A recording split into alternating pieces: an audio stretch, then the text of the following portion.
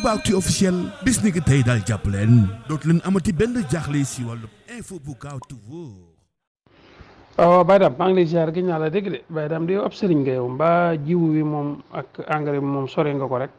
yow ak engrais bi de moom ku yore gone jàmbur di leen jàngal surtout kuy jàngal ci internet na nga xam ne da nga am heure boo xam ne ci ngay jàngale gars yi di la siiwru moom heure bi jot ñu ne ana sëñ bi ñu ne sëñ bi daa fatoog sëñ bi dafa kii ak sëñ bi yooyu de mën naa ñàkk moom yow daal lu mën a xew waaye yow xam naa ne jiwu bi ak engrais bi yow sa yoon néew ci surtout mesures yi nga xam ne nag moom la Seydina Ousmane jël na nga xam ne kuñ jox 5 tonnes incha allah dañuy bàyyi ba digg nawet bi ñu jékki-jékki rek ñii jaar Saloum ñii jaar Gànnaar ñii jaar fenn fu ne kenn jaar fa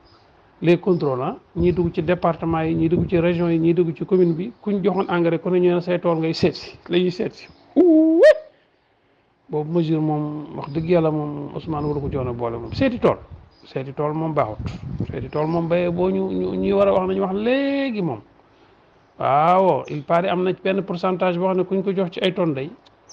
am na benn mesure bu ñuy tuddee seeti tool seeti tool moom baax boobu moom béy bu Ousmane génne ko nu mu gën a gaawee moom waaw seeti tool nga xam ne dañuy jékki-jékki na saraax ci dëkk bi doo wax kenn dem ca seet village fa ne ko tool diw la ñuy seet mesure boobu moom baaxul sañ daam mesure boobu moom nañ ko génne nu mu gën a gaawee moom mesure boobu moom wax dëgg yàlla mesure boobu moom suñ ko defee yooxu dana jib fuñ ko foogul moom Ousmane na seet mesure am yi nag moom it nag mesure yi de man bi ma ci gën a seeti tool moom baaxul